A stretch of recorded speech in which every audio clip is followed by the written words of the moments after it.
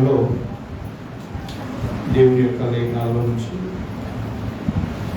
దేవునికి మనం ఇచ్చేటువంటి కార్యాలు ఆరాధనలో భాగమై ఉన్నాయి అనే విషయాన్ని గురించి మనం చూడాలి. దేవునికి మనం ఇచ్చేటువంటి మనసు కావచ్చు, దేవునికి మనం ఇచ్చేటువంటి ఆర్థికమైనటువంటి పునరులు కావచ్చు, లేదా దేవునికి మనం ఇచ్చేటువంటి సమయం కావచ్చు, ఏది మనం దేవునికి ఇచ్చినా అది ఒక ఆరాధన అనేటువంటి విషయాన్ని మనం చూడబోతున్నాం. ఈ యొక్క ఆరాధనలో మనం ఒకవేళ ఫెయిల్ అయ్యామనుకోండి, దేవుడు మన యొక్క అభివృద్ధిని కూడా ఫెయిల్ చేస్తాడు అనే విషయాన్ని మనం గమనించాల్సిన అవసరం. చూడండి, దేవుడు తన సృష్టి పైన దయ కలిగి ఉండి ఆయన సృష్టికి మరి తన యొక్క మేలుల్ని దయచేసి ఉన్నట్టుగా మనం చూస్తున్నాం.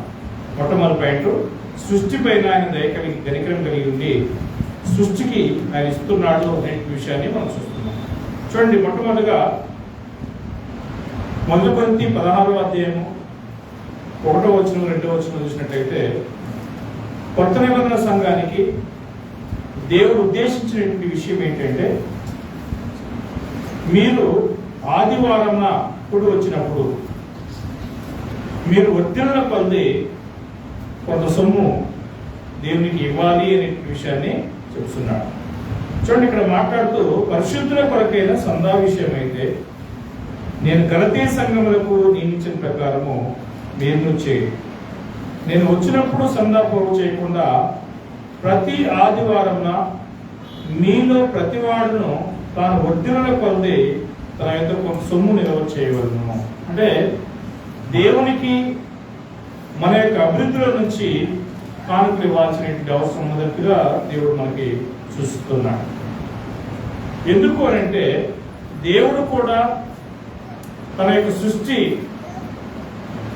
మరి ఏ విధంగా ఉన్నప్పటికీ కూడా, అంటే ఒకవేళ మంచి స్థితిలో ఉన్నను లేదా చెడ్డవాళ్ళను వారిని తన ఆశీర్వదించినట్టుగా మరి యేసుక్రీస్తు బోధిస్తున్నట్టుగా మనం చూస్తున్నాం. మత్తయి సువార్త 5లో చూసినట్లయితే అక్కడ దేవుడు ఎవరెవరికి ఇస్తున్నాడో ఒకసారి చూద్దాం. మత్తయి సువార్త 5వ అధ్యాయము మనము 44వ వచనంలో చూసినట్లయితే, నేను మీతో చెప్పినదేమనగా మీరు పరలోకమందున్న మీ తండ్రికి కుమారుడు అయినట్లు మీ శత్రువులను ప్రేమించి మిమ్మల్ని హింసించే వారి కొరకు ప్రార్థన చేయండి. ఆ విషయం చెప్పిన తర్వాత 45వ వచనంలో ముఖ్యంగా చెప్తున్నాడు, ఆయన చెడ్డవారి మీదను మంచివారి మీదను తన సూర్యుని ఉదయింపజేసి నీతిమంతుల మీదను అనీతిమంతుల మీదను పెట్టారు. దేవుని యొక్క కనికరాన్ని, దేవుని యొక్క దయని మనం ఇక్కడ చూస్తున్నాం. ఎవరికి ఇస్తున్నాడండి ఆయన? నీతిమంతుల మీదను అనీతిమంతుల మీద, మంచి వాళ్ళ మీదను చెడ్డవాళ్ళ మీద. దేవుడు ఒకవేళ మంచి వాళ్ళకే నేను ఇవ్వాలి అని ఒకవేళ మనం అనుకున్నట్లయితే ఈ యొక్క సృష్టి అనేది మిగులుతుందా?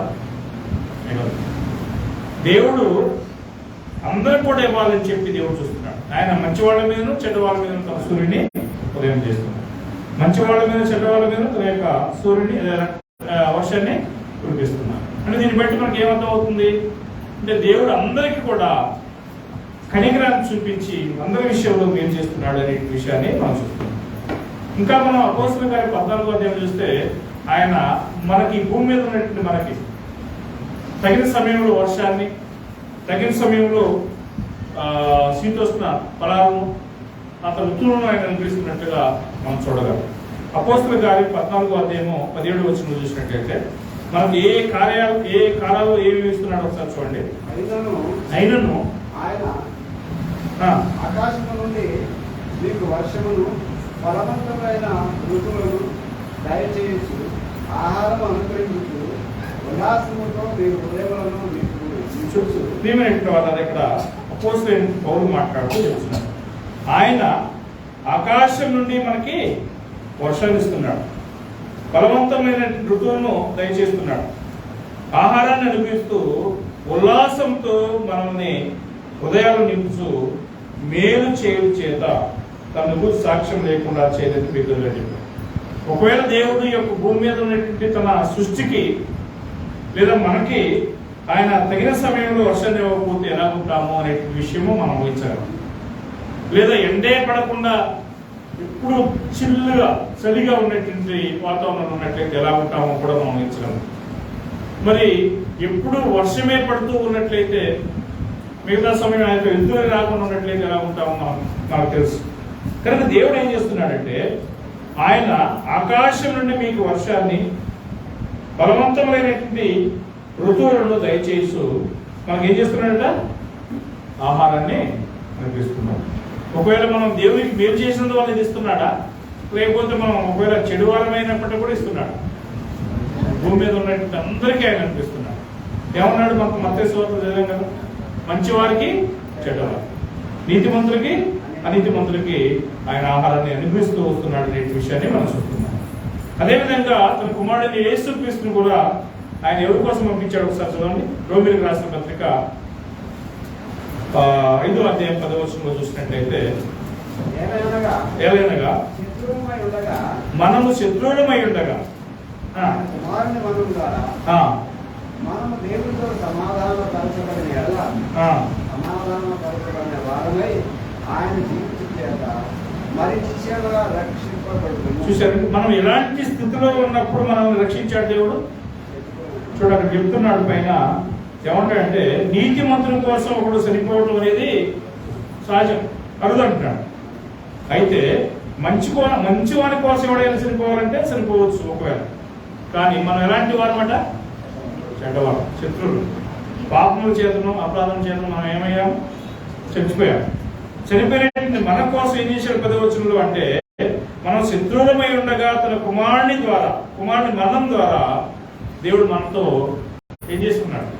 ఒక సమాధానాన్ని ఏర్పరచుకున్నాడు. అంటే దీన్ని బట్టి మనకి ఏమర్థం అవుతుందంటే, దేవుడు తన అపారమైన ప్రేమ చేత మనం ప్రేమించినందువల్ల మనకు కావలసినటువంటి ప్రతి ఈవిని, ప్రతి అవసరాన్ని ఆయన తీరుస్తున్నాడు అనే విషయాన్ని మనం చూస్తున్నాం. మనం చూసినట్లయితే 2 కొరింథీ 9వ అధ్యాయము 8వ వచనంలో మనం చూసినట్లయితే 2 కొరింథీ 9వ అధ్యాయం 8వ వచనంలో యేసుక్రీస్తు మరి ఇలాంటి స్థితిలో ఎవరి కోసం మృతి పొందాడో చూడండి. మరియు మీరు సర్వ సమృద్ధి గల ఉత్తమమైన ప్రతి కార్యము చేయండి. దేవుడు మీ యొక్క సమస్త విధములైన కృపను విస్తరింపజేయగలడు. దేవుడు ఏం చేశాడట? ఏమన్నాడంటే, మనము అన్నిటి యందు ఎల్లప్పుడూ మీలో మీరు సర్వసమృద్ధి గలవారై ఉత్తమమైన కార్యము చేయుటకు దేవుడు మన ఎడల ఏం చేస్తున్నాడట? తన కృపనే విస్తరింపజేశాడు.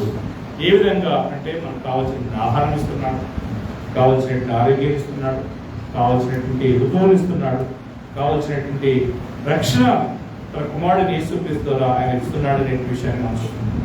కనుక మనం దేవుని ఏ విధంగా గణపరచాలి, దేవుని ఏ విధంగా మహిమపరచాలి అని మనం చూసినట్లయితే, సామెతల గ్రంథంలో సామెతల గ్రంథకర్త ఒక మాట చెప్తున్నాడంటే చదువుదాం. సామెతల గ్రంథము 3వ అధ్యాయము 9-10 వచనం చదువుదాం.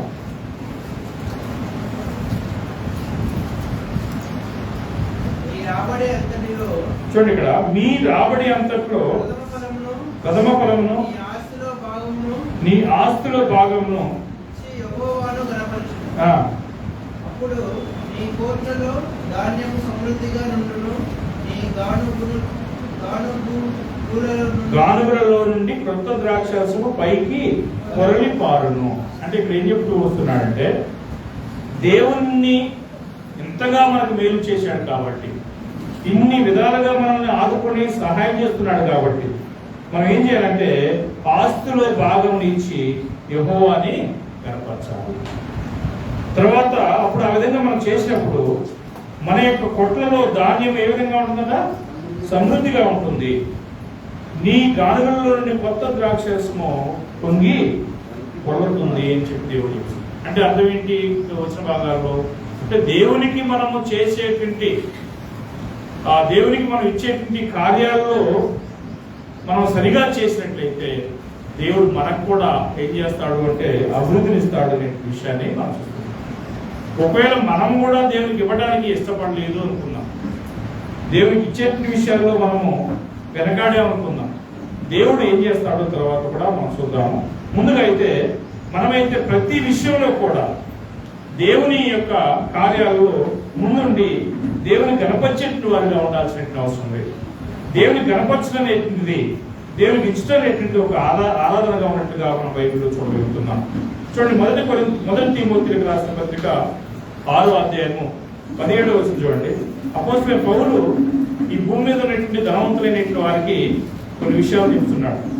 ఒకవేళ మీరు ధనవంతులు అయితే ఏ విధంగా ఉండాలో చెప్తున్నాడు. మొదటి తిమోతి 6వ అధ్యాయము 17వ వచనం. చూడండి, ఇక్కడ ఏమన్నాడంటే ఇహమందు అంటే ఈ భూలోకంలో ధనవంతులైనట్లు, ఈ భూమి మీద ధనవంతులైనట్లు ఎలా ఉండకూడదా? గర్విష్ఠులు కాక ఏం చేయకూడదు మనం? అస్థిరమైన ధనం. అస్థిరమైన ధనం అంటే స్థిరము కానిది, అస్థిరమైన ధనమునందు నమ్మిక ఏం చేయాలట? సుఖముగా అనుభవించుటకు సమస్తము మనకు ధారాళంగా దయచేయు దేవుని యొక్క బిడ్డలమైనటువంటి మనము లేదా క్రైస్తవులమైనటువంటి మనలో ఎవరికైనా ఒకవేళ ధనము ఐశ్వర్యం ఉన్నట్లయితే ఏం చేయాలో చెప్తున్నాడు. ఇహమందు ఆయనకు ధనం ఉంటే మనం ఏ విధంగా ఉండకూడదు? ఒకటో పాయింట్, గర్విష్ఠగా ఉండకూడదు. రెండోది, అస్థిరమైనటువంటి ఆయన ధనమునందు నమ్మిక ఉంచకూడదు.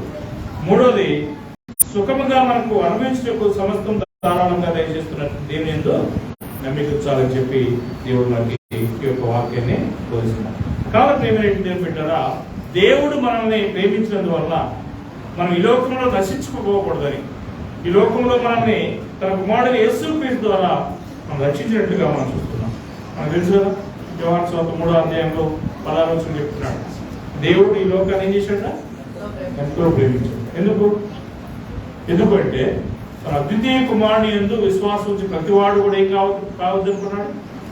నశించక నిత్య జీవాన్ని అనుగ్రహించినట్టుగా ఆయన ఈ లోకానికి పంపించాడు చెప్పండి. కనుక దేవునికి చేసేటువంటి కార్యాలలో మనం ఎప్పుడు కూడా ఆసక్తి కలిగినటువంటి వారుగాను, మాదిరికరమైనటువంటి వారుగాను ఉండాల్సినటువంటి అవసరం. మన తండ్రి దేవుడు మనకి ఇన్ని మేలు చేస్తే మరి భూ సంబంధంగా మన పిల్లలకు కూడా మనం ఏం చేస్తాం ఒకసారి చూడండి.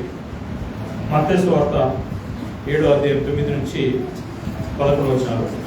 మత్తయి సువార్త 7వ అధ్యాయం 9వ వచనం నుంచి 11వ వచనం.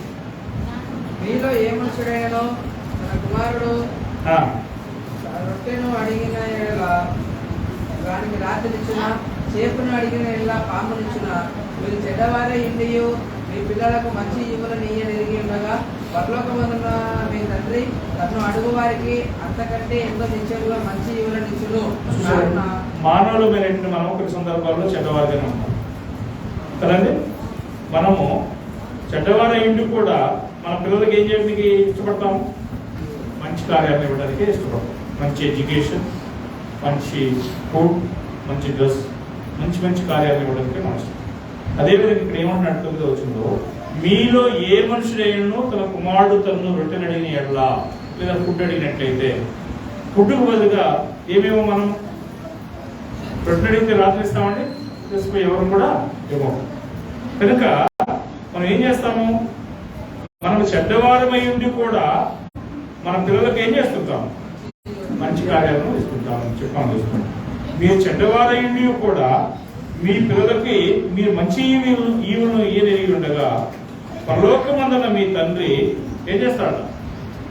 తను అడిగేటువంటి వారందరికీ అంతకంటే ఎంతో నిశ్చయంగా ఏం చేస్తున్నాడు? మంచి ఈవులను ఇస్తున్నాడు అనే విషయాన్ని మనం చూస్తున్నాం. కనుక ప్రియమైనటువంటి దేవుని బిడ్డలారా, దేవునికి ఇచ్చేటువంటి కార్యాలు మనం దేవునికి ఇచ్చామనేది కాదు. మొదట దేవుడే మనకేం చేశాడు? మనల్ని ప్రేమించాడు. దేవుడే మనకి ఇచ్చాడు.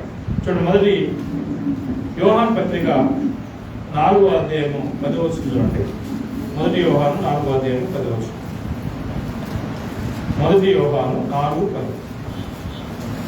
మనము దేవుని ప్రేమించుకున్నది కాదు, తానే మనలను ప్రేమించి మన పాపములకు ప్రాయశ్చిత్తమై ఉన్నందుకు తన కుమారుని పంపారు. ప్రేమ ఉంటుంది. దేవుని యొక్క ప్రేమ ఎలాంటిదట? దేవుని యొక్క ప్రేమ ఏంటంటే మనము దేవుని ప్రేమించామని కాదండి. మనల్ని ఆయన ప్రేమించి, ఆయన మొదట మనల్ని ప్రేమించి మనము తన కుమారుడిని యేసుక్రీస్తుని ఏం చేయాలని, రక్షించబడాలని చెప్పి మనల్ని ఆయన ముందుగా ప్రేమించి మన కోసం ఏం చేశాడు? తన కుమారుడిని ఇచ్చాడు. కనుక ఇచ్చే విషయంలో మనం ఎలాగుండాలి అంటే ఉదారమైనటువంటి ఒక మంచి ధారాళమైనటువంటి గుణం కలిగినటువంటి వారుగా ఉండాల్సినటువంటి అవసరం ఉంది. అలాగే దేవుడే మనకి ఇన్ని విషయాల్లో మేలు చేస్తూ ఇన్ని కార్యాలను ఆయన మనకి ఇస్తున్నందువలన మనము కూడా దేవునికి ఇచ్చే విషయాల్లో ఎలా ఉండాలి. 2వ తిమోతి 2వ కొరింథీ 8వ అధ్యాయము 9వ వచనం. 2వ కొరింథీ 8వ అధ్యాయము 9వ వచనం. మీరు మన ప్రభువైన యేసుక్రీస్తును ఎరుగుదురు కదా, ఆయన ధనవంతుడైనయు మీరు తన దారిద్ర్యం వలన ధనవంతుడు కావాలని మీ నిమిత్తం దరిద్రుడాయను. చూశారండి, ఇక్కడ ఎందుకోసం యేసుక్రీస్తు ఈ లోకంలో దరిద్రుడుగా చేయబడాల్సి వచ్చిందనేది మనకు తెలుసు. ఏమంటున్నాడు ఇక్కడ? మీరు మన ప్రభువైన యేసుక్రీస్తు కృపను ఎరుగుదురు కదా, ఆయన ధనవంతుడై ఉండి అంటున్నాడు. ఆయనకి ఏది కావాలంటే అది ఏమన్నా కొరత ఉన్నదా ఈ భూలోకంలో తీసుకోవడానికి? లేదు. ఏది కావాలంటే అది తీసుకోగలరు. ఎందుకంటే ఆయనే దాన్ని సృష్టించినటువంటి వాడు అని చెప్పి మనం చూస్తున్నాం. అలాంటి వాడు మన నిమిత్తం ఏమయ్యాడట? దారిద్ర్యం, తన యొక్క దారిద్ర్యం వల్ల మనల్ని ధనవంతులు కావాలని చెప్పి ఆయన మన కోసం తన ప్రాణాన్ని అప్పగించుకున్నాడు. కావున మనం ఏం చేయాలి అని అంటే దేవుని యొక్క సేవ విషయమై, దేవుని కోసమై మనం ఏం చేయాలంటే దేవునికి ఇష్టపూర్తిగా ఇచ్చేటువంటి వారిగా ఉండాల్సిన అవసరం ఉంది. 2వ కొరింథీ 9వ అధ్యాయంలో కూడా మనం చూసినట్లయితే 11వ వచనం నుంచి చూడండి. 2వ కొరింథీ 9వ అధ్యాయము 11వ వచనం చూసినట్లయితే ఇది ఏమైనదో ఒకసారి చెప్తున్నాడు ఆయన. ఇట్టి ఔదార్యం వలన మా ద్వారా దేవునికి ఎట్టి ఔదార్యం గురించి మాట్లాడుతున్నాడు ఇక్కడ అంటే ఈ యొక్క దేవునికి మనం ఇచ్చేటువంటి ద్రవ్యాన్ని గురించి మాట్లాడుతున్నాడు. ఇట్టి ఔదార్యం వలన మా ద్వారా దేవునికి కృతజ్ఞతాస్తుతులు చెల్లింపబడును. ఎలాగనగా ఈ సేవను కూర్చిన పరిచర్య పరిశుద్ధుల అక్కర్లకు సహాయం కలగజేయుట మాత్రం కాకుండా అనేకులు దేవునికి కృతజ్ఞతాస్తుతులు చెల్లించు మూలంగా విస్తరించున్నది అన్నాడు. అంటే ఇది ఏం చేస్తున్నది? దేవునికి కృతజ్ఞతాస్తుతులు చెల్లిస్తుంది. ఏంటది? ఈ యొక్క పరిచర్య. ఏంటి పరిచర్య అంటే మనము దేవుని కోసం చేసేటువంటి ఈ యొక్క కానుకలు అనే విషయాన్ని గురించి మాట్లాడుతున్నాడు. చూడండి, ఇక్కడ ఏమంటున్నాడో 7వ వచనంలో మీరు ఏ విధంగా చేయకూడదు అని చెప్పి మాట్లాడుతున్నా, సనుక్కోకుండా బలవంతంగా కాకుండా ప్రతి వాడును తన హృదయంలో నిశ్చయించుకునే ప్రకారము ఇవ్వాల్సినటువంటి అవసరం ఉంది. దీని గురించి ఆయన చెప్తూ ఏమంటాడంటే 9వ వచనంలో, మీరు ఇందు విషయమై అతడు వెదజల్లి దరిద్రునికి ఇచ్చును, అతని నీతి నిరంతరము నిలుచును అని రాయబడి ఉన్నది. అంటే ఈ యొక్క వాక్యం ప్రకారం 10వ వచనంలో ఏం చెప్తున్నాడంటే, విత్తువానికి విత్తనము, తినువానికి ఆహారము దయచేయి దేవుడు అంటున్నాడు. అంటే మనకి ఏం చేస్తున్నాడంటే మనకు కావలసినటువంటి ఆహారాన్ని, విత్తనాన్ని, కావలసినటువంటి ఆరోగ్యాన్ని, కావలసినటువంటి సమృద్ధిని ఆయన మన జీవితాల్లో ఇచ్చి మనం ఆస్వాదిస్తున్నాడు అనే విషయాన్ని మనం చూస్తున్నాం. కనుక మనము దేవుని విషయమై ఏం చేయాలి అనే విషయాలు మనం చూస్తున్నప్పుడు దేవునికి ఇచ్చే విషయంలో మనం ఎలా ఉండకూడదు అంటే అక్కడ చెప్తున్నాడు. 5వ వచనం చదవండి. అక్కడే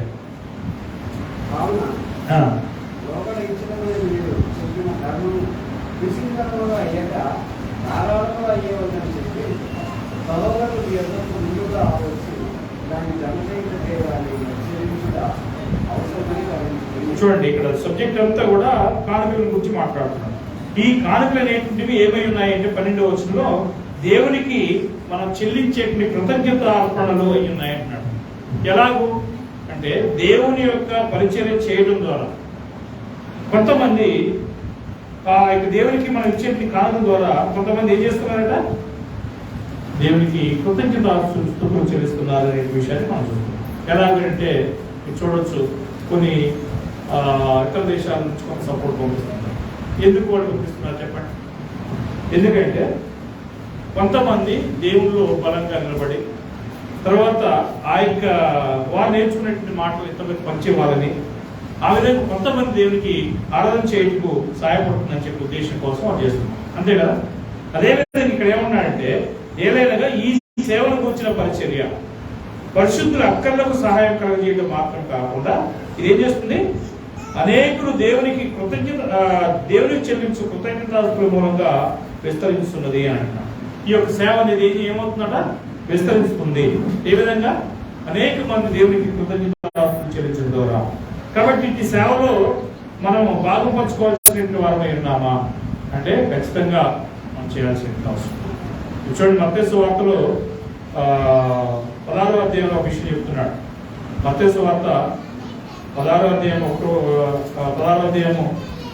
24 నుంచి 26 వచ్చిన అప్పుడు యేసు శిష్యులను చూసి, ఎవరైనా నన్ను వెంబడింపబోని ఎడల తనను తాను ఉపేక్షించుకొని తన శిలువను ఎత్తుకొని నన్ను పోగొట్టుకుంటాం. నా నిమిత్తము తన ప్రాణాన్ని పోగొట్టుకున్నవాడు దాన్ని ఏం చేస్తాడు, దక్కించుకుంటాడు. కాబట్టి 24వ వచనం ఏమంటున్నాడు చూడండి, ఒక మనుషుడు లోకమంతా సంపాదించుకుని తన ప్రాణాన్ని పోగొట్టుకుంటే అతనికి ఏమైనా ప్రయోజనం ఉందా అంటే లేదు. చూడండి, ఈరోజు మనం ఏమి ఖర్చు పెట్టకుండా లేదా ఏమి చేయకుండా అన్ని సంపాదించుకుని చివరికి మన ప్రాణాన్ని పోగొట్టుకున్నాం. దానివల్ల మన ఆత్మని వల్ల మనం రక్షించుకునే అవకాశం ఉందా అంటే ఈ పరిస్థితుల్లో లేదు. అందుకని యేసుక్రీస్తు ఏమన్నాడు, ఒక మనుషుడు తన లోకమంతా సంపాదించుకుని తన ప్రాణాన్ని పోగొట్టుకుంటే అతనికి ఏమి ప్రయోజనము? ఒక మనుషుడు తన ప్రాణాలకు ప్రతిగా ఏమి ఇవ్వగలడు అని అంటే ఎట్టి పరిస్థితుల్లో అతను తన ఆత్మని రక్షించుకోలేడు అనే విషయాన్ని మనం చూస్తాం. కనుక దావీదు మహారాజు గురించి మనకు తెలుసు. ఆయన యొక్క పని ఏంటంటే ఏం చేస్తున్నాడు? ఆయన రాజు కాలం ముందు గుర్తుందా? గొర్రెల కాపరి అనే ఆయన రాజరికంలోకి వచ్చిన తర్వాత ఆయన ఏం చేశాడు తెలుసా? ఒకసారి సమాజం అంతటిని పిలిపించి దేవుని మందిరానికి అన్ని సమకూర్చి దేవునికి ఇవ్వాల్సిన కార్యములను సిద్ధపాటు చేసి ఏమంటాడు ఒకసారి చదువుదాం. మొదటి దినవృత్తాంతముల గ్రంథంలో 29వ అధ్యాయం. కావలసిన వెండి, బంగారము, కలప, ఆర్థికమైనటువంటి నిధులని వనరులని సమకూర్చిన తర్వాత ఆయన ప్రార్థన చేస్తున్నాడు. చూడండి, 10వ వచనం నుంచి 16వ వచనం వరకు ఉంటుంది. మొదటి దినవృత్తాంతంలో 29వ అధ్యాయము, పేజీ నెంబర్ 359 అండి.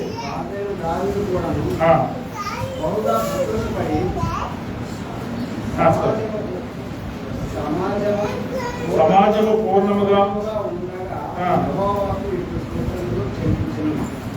మాకు తండ్రిగా ఉన్న ఇశ్రాయేలుల దేవ యెహోవా, నిరంతరము నీవు స్తోత్రంగా ఉండదు. యెహోవా, నీ ఆకాశములందు సమస్తము నీ వశము. మహాత్యము, పరాక్రమము, అభావము, తేజస్సును, ఘనతను నీకే ఉంచుతున్నవి. యెహోవా, రాజ్యము నీకు, నీవు అందరి మీదను నీవు అధిపతిగా నిశ్చయించుకున్నావు. ఐశ్వర్యమును, ఘనతను నీ వల్ల కలుగు. నీవు సమస్తమును ఏరువాడు. బలమును, పరాక్రమమును, నీ నామమును హెచ్చించువాడు. అందరికీ బలము ఇచ్చేవాడు నీవే. మా దేవ, నేను నీకు కృతజ్ఞతలు చెల్లిస్తున్నాను. ప్రభావము గల నీ నామమును కొనియాడుతున్నాను. ఈ ప్రకారం మనపూర్వముగా ఇచ్చు సామర్థ్యము మా పిల్లలకు నేనెంత మాట్లాడుతున్నాను, నా జనులంతా మాట్లాడుతున్నారు. సమస్తము నీ వల్ల కలిగి కదా. నీ ససాంబాద్యములో మేము చూస్తున్నాం. చాలండి. ఇక్కడ దావీదు దేవుని యొక్క మందిరాన్ని కట్టడం కోసం అన్ని కూడా సమకూర్చిన తర్వాత మాట్లాడుతున్నటువంటి ప్రార్థన. 11వ వచనం అంటాడు, భూమి ఆకాశం లేదు సమస్తము నీ వశము. ఏమేమట? మహాత్యము, పరాక్రమము, ప్రభావము, తేజస్సు, ఘనత ఇవన్నీ కూడా ఎవరమాట? దేవునికి చెందుతున్నాడు. తర్వాత నీవు సమస్తమును ఏలువాడు. బలము పరాక్రమము నీ దానములు, హెచ్చించేవాడవును అందరికీ బలమిచ్చేవాడవు నీవి. అంటే ఈ భూమి మీద మనం ఏదైతే కలిగి ఉన్నామో, మనం కలిగినటువంటి అధికారం కావచ్చు, ఒకవేళ ఘనత కావచ్చు, లేకపోతే ఐశ్వర్యం కావచ్చు, ఇవన్నీ ఎవరు అంటే దేవునివి. 13వ వచనం అంటాడు, మా దేవ మేము నీకు కృతజ్ఞతాస్తుతులు చెల్లిస్తున్నాము, ప్రభావం గల నీ నామమును మేము కొనియాడుచున్నాము. ఎందుకు? ఈ ప్రకారము మనపూర్వకంగా సామర్థ్యం మాకుంటుకో నేను ఎంత మాత్రం వాడను, నా జన్మ ఎంత మాత్రం వాడు అంటున్నాడు. అంటే దేవుని యొక్క సాంపాద్యంలో నుండే మనం తీసుకున్నాము, దేవుని యొక్క నుంచే మనం పొంది ఉన్నాము. పొంది మళ్ళీ ఏం చేస్తున్నాము అంటే దేవునికే ఇస్తున్నాం. తర్వాత 16వ వచనంలో మీరు చదివినట్లయితే, మా దేవా యెహోవా నీ పరిశుద్ధ నామం ఘనత కొరకు మందిరమును కట్టించుటకై మేము సమకూర్చిన ఈ సమస్త సముదాయము నీ వల్లనే కలిగినది, అంతయు నీదై ఉన్నది కదా అంటారు. అంటే ఈ భూమి మీద మనం ఏదైతే కలిగి ఉన్నామో, అక్కడ దావీదు మాట్లాడుతున్నాడు, ఆయన సమకూర్చినటువంటి ఆ వెండి బంగారము కలప తర్వాత ఇంకితర సామాన్లు ఏదైతే ఆ మందిరం కోసం సమకూర్చాడో ఇదంతా కూడా ఏమంటున్నాడు, సమస్తం కూడా నీ వల్ల కలిగింది, అదంతా కూడా నీదే కదా అంటాడు. మరి అదే బేస్ చేసుకుని మన యొక్క జీవితము లేదా మనం కలిగి ఉన్నటువంటి కార్యాలు ఎవరో ఉన్నాయని చెప్పి మనకు అర్థమవుతుంది. దేవుడేనా కదా? దేవునివే. దేవుని యొక్క సహాయం ద్వారా మనం పొందినటువంటి మనము దేవునికి మరి ఇచ్చేటప్పుడు ఎలాగ ఇవ్వాలి? 2 కొరింథీ 8వ అధ్యాయము 24వ వచనం. 2 కొరింథీ 8:24.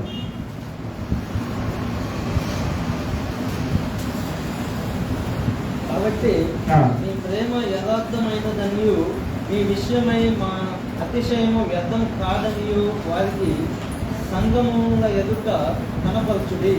ఇక్కడ ఏమంటున్నాడంటే 1 కొరింథీ 2 కొరింథీ 8వ అధ్యాయంలో కొన్ని విషయాలు మాట్లాడాడు. ఏ విషయాలు మాట్లాడాడో చూద్దాము. ఇక్కడ మాస్దోనియ సంఘస్థుల గురించి వివరిస్తున్నాడు. ఈ మాస్దోనియ సంఘస్థులు ఎలాంటి వారట? చూడండి, 1వ వచనం నుంచి 5వ వచనం చూసినట్లయితే, సహోదరులారా మాస్దోనియ సంఘములకు అనుగ్రహింపబడి ఉన్న దేవుని కృపను గురించి మీకు తెలియజేస్తున్నాను. దేవుని కృప వారికి ఏం చేయబడిందట? అనుగ్రహించబడి ఉన్నది. ఎవరికి? మాస్దోనియ సంఘానికి. ఎలాంటి పరిస్థితుల్లో అనుగ్రహించబడిందో 2వ వచనం ఎలాగనగా వారు బహుశ్రమల వలన పరీక్షింపబడగా అత్యధికంగా సంతోషించిరి, మరియు వారి నిరుపేదలైనను బహుగా విస్తరించారు. చూడండి, ఇక్కడ వీరు ఎలాంటి స్థితిలో ఉన్నారంటే నిరుపేదలు అంటున్నాడు. పేదలు అంటే ఎవరండి? పేదలంటే వారికి ఇంటికి ఉండడానికి ఇల్లు ఉంటుంది, కట్టుకొని బట్టలు ఉంటాయి, ఫుడ్ ఉంటుంది, వాళ్ళు కొంతకాలం సర్వైవ్ కాగలరు ఒక పని పోయిన దాన్ని పేదలేకుంటారు. కానీ నిరుపేదలు అంటే ఎవరంటే ఆ రోజు పనికి పోతేనే వారికి ఆ యొక్క పొయ్యి మీదకి సెట్ ఎక్కుతుంది. అలాంటి స్థితిలో ఉన్నటువంటి వీరు ఏం చేశారు అంటే, వారు బహుగా శ్రమల వల్ల పరీక్షించబడుతున్నప్పుడు కూడా అత్యధికంగా సంతోషించారు అంటాడు. వారు నిరుపేదలైనను వారికి దాతృత్వం అనేది ఏ విధంగా ఉంది? బహుగా విస్తరించను. ఈ కృప విషయంలో వారు ఏం చేశారు? ఈ కృప విషయంలో పరిశుద్ధుల కొరకైన పరిచర్యలో పాల్పొందే విషయంలోనూ మనపూర్వకంగా మమ్మల్ని వేడుకున్నారు అంటాడు. ఇది పరిశుద్ధుల కొరకైన పరిచర్య అంటాడు. ఈ పనిలో వారు అపోస్తుల్ని మనపూర్వకంగా వేడుకొనచ్చు, తమ సామర్థ్యం పొందేయగాక తమ సామర్థ్యానికంటే ఎక్కువగా తమంత తాము ఇచ్చినని మీకు సాక్ష్యము ఇస్తున్నాను. ప్రేమ దేవుని బిడ్డారా, ఇది దేవుని యొక్క కృప. ఒకరికి ఇచ్చేటువంటి మనసు ఉన్నది అంటే అది ఏంటట? దేవుని కృప అని చెప్పి దేవుడు తెలియజేస్తున్నాడు. ఇచ్చేటువంటి కృప మనసు లేదంటే అది ఏంటంట? దేవుని కృప కాదు అనే విషయాన్ని మనం గమనించవలసినటువంటి అవసరం ఉంది. కాబట్టి 5వ వచనం చూసినట్లయితే, ఇదిగాక మొదట వారు ప్రభువునకును దేవుని చిత్తం వల్ల మాకును తమను తాము ఏం చేస్తున్నారు? అప్పగించుకున్నారు. ఎంతగా చేయదని మేము వాటి నుంచి అనుకోలేదు అని అంత ధారాళమైనటువంటి మనసుతో వచ్చారు. కాబట్టి ఈ యొక్క భావన మనం పెద్దగా ఇవ్వాల్సినటువంటి అవసరం ఏం లేదండి. పెద్దగా మనం ఉన్నదంతా తీసుకొచ్చి పెట్టాల్సినటువంటి అవసరం ఏం లేదు. మనకి కలిగినటువంటి దాంట్లో ఒక వారానికి ఒక 1000 రూపాయలు సంపాదిస్తే దాంట్లో ఒక 50 రూపాయలు 100 రూపాయలు మనం వేయలేమా అని అంటే ఖచ్చితంగా చేయగలం. కానీ అది చేయకుండా ఎందుకు వేయాలి అనేటువంటి భావన మనకు ఉన్నట్లయితే అది ఏం కాదంటున్నాడు, దేవుని యొక్క కృప కాదు అని అంటున్నాడు. ఎందుకు అని అంటే ఈ యొక్క నిరుపేదలైనటువంటి యొక్క మాస్దోని వీళ్ళు ఏం చేశారంటే దేవుని చిత్తానికి తమను తాము అప్పగించుకున్నారు. వారిని చూసి పౌలు అంటున్నాడు, ఇంతగా మీరు చేస్తారని మేము అనుకోలేదు అంటున్నాడు. ఎందుకంటే అంత ఆర్థికంగా వారు దెబ్బతిని ఉన్నారు. అలాంటి స్థితిలో ఉన్నటువంటి మీరు దేవునికి ఎంతగా వేశారో ఇక్కడ మనం చూస్తున్నాం. అదేవిధంగా మనం చూసినట్లయితే కీర్తన గ్రంథము అంతకుముందు 1 కొరింథీ 10వ అధ్యాయం 31వ వచనం, 1 కొరింథీ 10:31.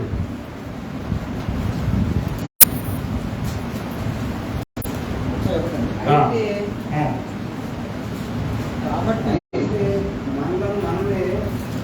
10:31 అండి.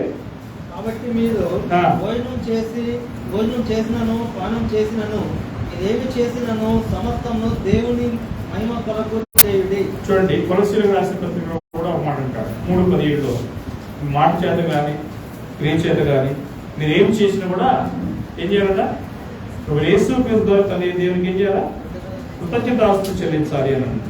అదే తర్వాత ఇక్కడ ఏమన్నా మీరు భోజనం చేసినను పానం చేసినను మీరు ఏం చేసినను సమస్తము దేవుని మహిమ కొరకు మనం చేయాల్సిన అవసరం ఉంది. ఎందుకు దేవుని మహిమ కోసం మనం చేయాలి అంటే కీర్తన గ్రంథం 1వ అధ్యాయంలో 3వ వచనంలో చెప్తున్నాడు. ఎందుకు దేవుని యొక్క మహిమ కోసం మనం చేయాలో చెప్తున్నాడు. 1 నుంచి 3 వచనం చూడండి. కీర్తన గ్రంథం 1వ అధ్యాయం.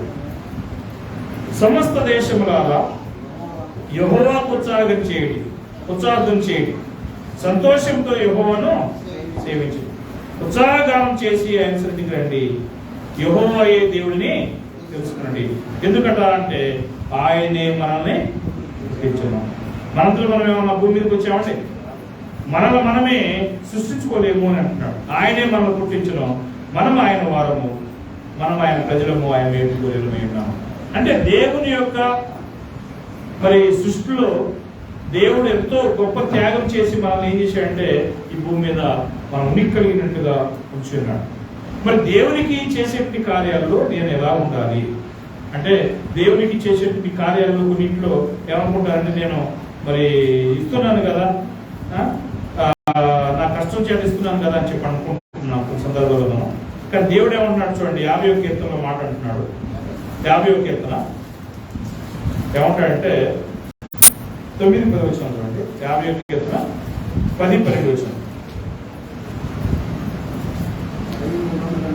అడవి ముర్రముల నీవు 1000 కొండల మీద పశువుల నీవు నావే కదా, కొండలలోని పక్షులన్నింటినీ నేను ఎరుగుదును, పొలంలోని పశువాదులు నా వశమై ఉన్నవి, లోకమును దాని సంపూర్ణతయు యెహోవాదే. అప్పుడు ఈ యొక్క భూమి మీద ఉన్నటువంటి ప్రతిదీ ఎవరిదండి? అడవిలో ఉన్నటువంటి జంతువులు కావచ్చు, మనం ఎంచుకునేటువంటి మందల పొట్టేళ్లు కావచ్చు, లేకపోతే మన ఇళ్లలో ఉండేటువంటి పశువులు కావచ్చు, ఇవన్నీ ఎవరు ఏంటండి? దేవునివే. కొండల్లోని పక్షులన్నింటినీ నేను ఎరుగుదును, పొలంలోని పశువాదులు నా వశమై ఉన్నవి, లోకము దాని సంపూర్ణతయు నాది అని అంటున్నాడు. కనుక ఇలాంటి మరి దేవుడు సమస్తాన్ని తన యొక్క వశం చేసుకుని తాను సృష్టికర్త అయినందువలన మనం దేవునికి ఇచ్చే విషయాలు ఎలా ఉండాలి. 23వ వచనం చూడండి. అక్కడే 23వ వచనం 50వ అధ్యాయం 22-23 వచనాలు.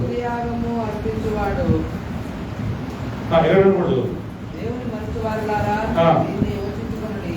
లేని యెడల నేను మిమ్మల్ని చీల్చివేయుదును, తప్పించువాడు ఎవడునో లేకపోవు. స్తుతియాగం అర్పించేవాడు నన్ను మహిమపరుచుకున్నాడు, నేను వారికి దేవుని లక్ష్యాన్ని కనపరుచున్నట్లు వాడు మార్గము తప్పించుకున్నాడు. చూడండి, ఇక్కడ ఏమన్నాడు? దేవుని మర్చువారులారా దీన్ని యోచించుకోనండి అని. అంటే కొన్ని సందర్భాల్లో మనం ఏం చేస్తున్నామంటే దేవుని మర్చిపోతున్నాం. అందుకని దేవుడు ఏమన్నాడు? దేవుని మర్చివారులారా దీన్ని యోచించుకోండి, లేని యెడల నేను మిమ్మల్ని ఏం చేస్తానంటున్నాడు? చీల్చివేయుదును. నేను ఒకవేళ ఆ విధంగా చేయదలుచుకుంటే మీరు ఎవడు కూడా ఏం చేయలేడు, తప్పించుకోలేడు. కాబట్టి స్తుతియాగం అర్పించేవాడు నన్ను మహిమపరుచున్నాడు, నేను వాడికి దేవుని రక్షణ కనపరిచినట్లు వాడు మార్గాన్ని సిద్ధపరచుకుని వచ్చినట్టు అవసరం ఉందని. దేవునికి మనం చేసేటువంటి కార్యాలు మనం చేయకుండా మనం బిగబట్టుకున్నట్లయితే దేవుడు ఏం చేస్తున్నాడు, ఏమంటున్నాడు ఒకసారి చదువుదాం. మలాకీ గ్రంథం 3వ అధ్యాయం 8 నుంచి 10 వచనాలు. మలాకీ గ్రంథము 3వ అధ్యాయం 8 నుంచి 10 వచనాలు.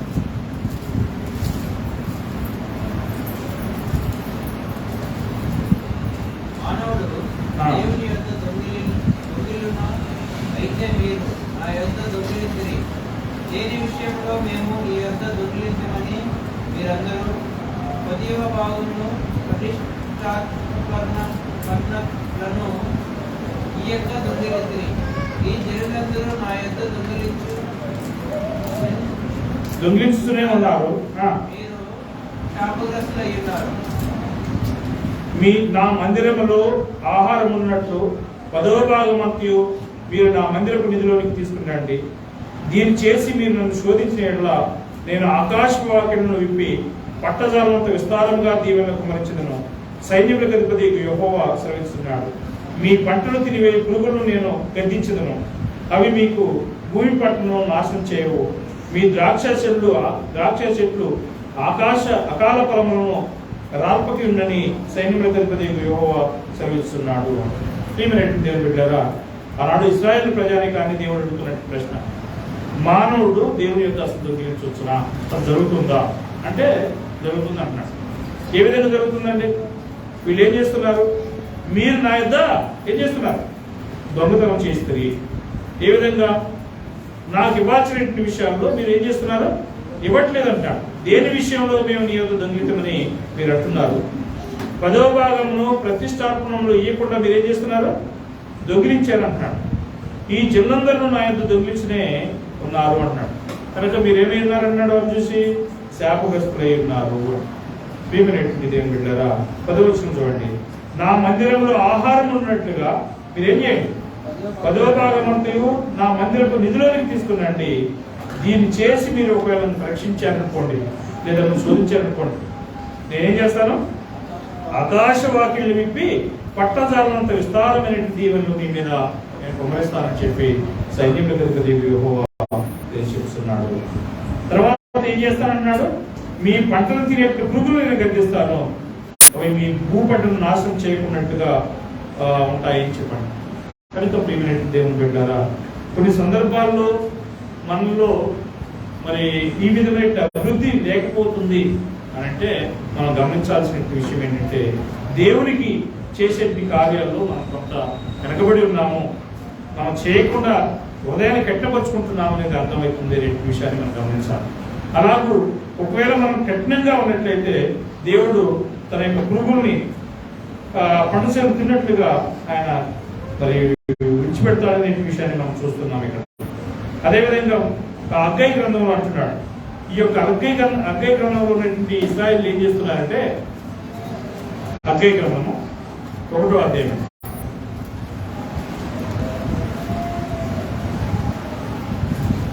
అగ్గై 1వ అధ్యాయము 5వ వచనంలో చెప్తున్నాడు ఇక్కడ. కాబట్టి సైన్యములకు అధిపతి యెహోవా సెలవిచ్చినది ఏమనగా, తీసారండి అందరూ పేజ్ నెంబర్ 775. ఆ అగ్గై గ్రంథం 1వ అధ్యాయము 5వ వచనం 6వ వచనం.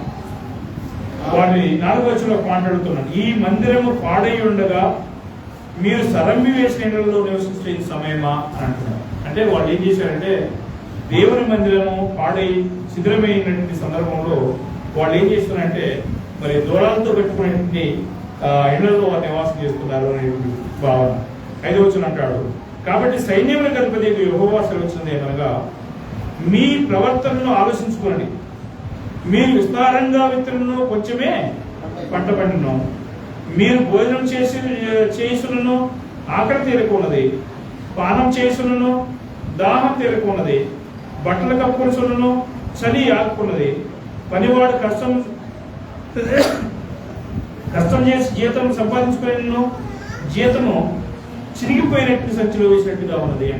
ఎందుకు అంటే, వాళ్ళు దేవునికి ఇచ్చేటువంటి పనుల్లో ఏం చేస్తున్నారు? వాళ్ళు దూరంగా ఉంటున్నారు, ఇవ్వకుండా ఉంటున్నారు అనే విషయాన్ని ఇక్కడ మనం చూస్తున్నాం. ఆ విధంగా ఉన్నందు వాళ్ళ ఆలోచన ఏమంటాడు? విస్తారంగా వారు పంటలు ఇస్తున్నారు పంట, కానీ కోసే విషయంలో వారికి ఏం జరుగుతుంది? గాదుములలో లేదా వర్షాలు, లేకపోతే మరి కీటకాలు ఆ యొక్క పంట తిరివేసి వారి పంట చేతికి రాకుండా పోతుంది. తర్వాత వారు భోజనం చేస్తున్నారు, కడుపులో తింటూనే ఉన్నారు, కానీ వారికి ఆకలి తీరకుండా ఉన్నది అంటున్నాడు. తర్వాత వారు పానం చేసిన వారికి పానము దాహం తీరకున్నది అంటున్నాడు. బట్టలు కప్పుకొని కూడా ఏం కావట్లేదు కదా, చలి ఆకున్నది. పనివారు కష్టం చేసిన ఆ సంపాదించినట్టు డబ్బంతా వేసిపోయి ఎక్కడ వేసినట్టు ఉన్నదా, చినిగిపోయిన సంచులు వేసినట్టుగా ఉంది. చినిగిపోయిన సంచులు వేసినట్టు ఉండదు. అంతవరకు ఎంత చదువుకోవాలి, ఏడతో డబ్బులు తెచ్చుకోవాలి. అలాంటి పరిస్థితి ఎప్పుడు అంటే దేవునికి మనం ఇచ్చే విషయంలో ఇవ్వకుండా మనం బిగబట్టుకున్నప్పుడు జరుగుతుందండి. 8వ వచనం ఏమంటాడు చూడండి. అక్కడ పర్వతం ఎక్కి మ్రాను తీసుకుని వచ్చి మీరు ఈ మందిరంలో కట్టించిన ఎడల దాని యందు నేను సంతోషించి నన్ను కనపరుచుకుందని యెహోవా సెలవిస్తున్నాడు. అంటే వాళ్ళకి హెచ్చరిక చేస్తున్నాడు, మీరు పోయి కష్టపడి ఈ మందిరాన్ని కట్టినట్లయితే నేను దాంట్లో ఉండి సంతోషిస్తానని చెప్తున్నాడు. ఒకవేళ అలా చేయకపోతే 9వ వచనంలో మరొక హెచ్చరిక, విస్తారంగా కావాలని మీరు ఎదురు చూస్తారు కానీ మీకేమొస్తుంది, వచ్చే పడుతుంది. మీరు దాన్ని ఇంటికి తేగా నేను దాన్ని ఏం చేస్తున్నాను అంటున్నాడు, చెదరగొట్టిందని అంటున్నాడు. ఎందుచేతనని మీరు అడుగుతున్నారు, యెహోవా అడుగుతున్నాడు, నా మందిరము పాడై ఉండగా మీరందరూ మీ ఇండ్లను కట్టుకుని త్వరపడుచున్నట్టు చేరినాయి కదా. తర్వాత 10వ వచనం అంటాడు, కాబట్టి మిమ్మల్ని బట్టి ఆకాశ మనసు కొరవకి ఉన్నది, భూమి పండకి ఉన్నది అంటున్నాడు. కలిపి ప్రియమైనటువంటి దేవుని బిడ్డలారా, మనం దేవునికి ఇచ్చే విషయంలో ఇశ్రాయేలు దేవుని మందిరం పని విషయమే వాళ్ళు అశ్రద్ధ చేశారు, దేవునికి ఇవ్వనందుకు వారికి ఏ విధమైనటువంటి మరి శాపాలు పెట్టాడు అనే విషయాన్ని మనం చూసాం.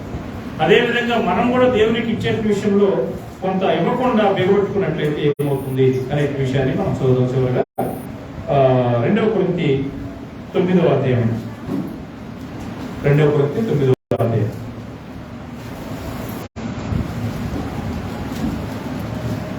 చూడండి, ఇక్కడ మళ్ళా అదే వచ్చిన భాగాలు 5వ వచనంలో 2 కొరింథీ 9వ అధ్యాయం 5వ వచనం, లోబడి ఇచ్చిదమని మీరు చెప్పిన ధర్మము ఎలాగే ఇవ్వద్దంటే పిచ్చితనముగా అయ్యాక ధారాళంగా ఇవ్వాలని చెప్పి సహోదరులు మీ యొద్దకు ముందుగా వచ్చి దాన్ని జమ చేయటికై వారిని హెచ్చరించడం అవసరమని తలస్తుంది. పౌలు చెప్తున్నాడు, మీరు ముందుగా నిర్ణయించి ఉన్నారు కదా, నిర్ణయించిన ప్రకారం మీరు ఇచ్చినట్లయితే దాన్ని తీసుకొని జమ చేసి మరి సహోదరులు నాకు అప్పచెప్తారని చెప్పి దాన్ని నేను ముందుగా ఆలోచించాను అన్నాడు. 6వ వచనంలో కొంచెంగా విత్తువాడు ఏం చేస్తాడట, కొంచెంగా పంట కోస్తాడు. సమృద్ధిగా విత్తువాడు ఏం చేస్తున్నాడు, సమృద్ధిగా విత్తాడు.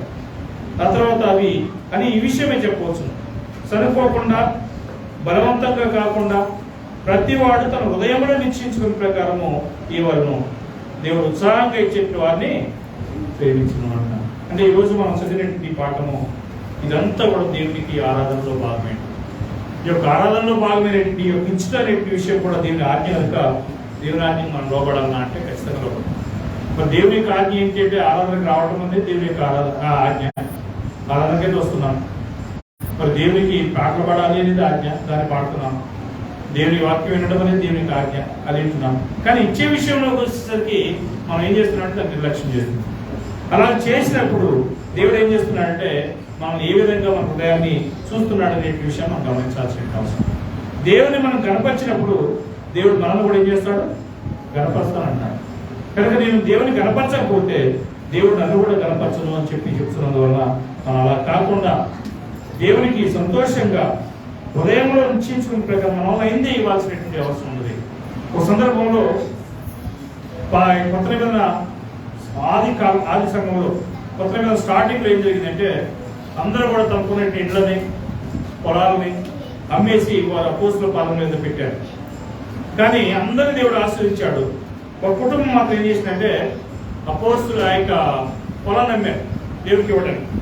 అమ్మి ఏం చేశారంటే దాంట్లో కొంత భాగాన్ని మిగిలి చేసుకుని మేము ఎంతగా అమ్మామండి, ఎంత డబ్బు వచ్చింది ఇదిగో తీసుకోండి అని చెప్పి దేవుడు వాళ్ళ మొత్తం నాకు ఇవ్వని చెప్పి వాళ్ళు ఏం చేశారంటే అంత వచ్చిందా అని చెప్పుకుంటే ఒకవేళ అంత అడుగుతారేమనుకున్నారో ఏమో మరి తెలియదు, మాకు ఇవి ఎంతే వచ్చిందని చెప్పి సగం దాచుకొని సగం ఇచ్చారు.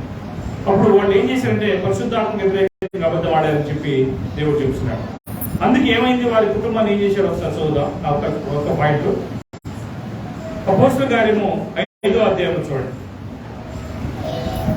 అపోస్తలుల కార్యం 5వ అధ్యాయంలో అననీయ షెప్పేరు అనే ఇద్దరు వ్యక్తులు ఉన్నారు, భార్యాభర్తలు ఉన్నారు.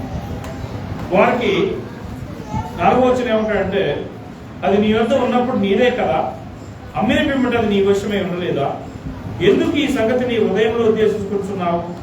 నీవు మనుషులతో కాదు దేవునితోనే అబద్ధం ఆడుతూని వారితో చెప్పాను అననే ఈ మాటలు వింటుండగానే 5వ వచనం ఏమైందట? పట్టి ప్రాణము విడవగా విన్న వాళ్ళందరికీ కూడా మిగిలిన భయం కలిగింది. ఆ దినాల్లో దేవునికి ఇస్తానని చెప్పి ఇవ్వకుండా ఉన్నటువంటి వారిని కూడా దేవుడు అలాగే మరి శిక్షించాడు. ఈ రోజుల్లో ఒకవేళ అలాంటి శిక్ష వెంటనే కలగకపోయినా తర్వాత తీర్పు దినంలో దేవుడు ఆలోచించడా లేదా దేవుడు తీర్పు తీర్చడా అనేది ఖచ్చితంగా తీర్పు తీస్తాడు. కాబట్టి దేవుని బిడ్డరా, అది ఎంతనే కానీ రూపాయి కావచ్చు, 2 రూపాయలే కావచ్చు, దేవునికి ఏదైనా మనం ఇస్తాము అని అంటే ఖచ్చితంగా ఇవ్వాల్సిందే. అది ఇవ్వకపోతే దేవుడు మనం శిక్షిస్తున్నాడు అనే విషయాన్ని మనం చదివినా. కాబట్టి దేవునికి ఇచ్చే విషయంలో మనం ఉత్సాహంగా ధారాళంగా ఇచ్చి దేవుని యొక్క పరిచర్యని మనం ముందుకు తీసుకోదాం. ప్రభుత్వం మీ అందరూ కూడా కొన్నాళ్ళు తెలియజేస్తూ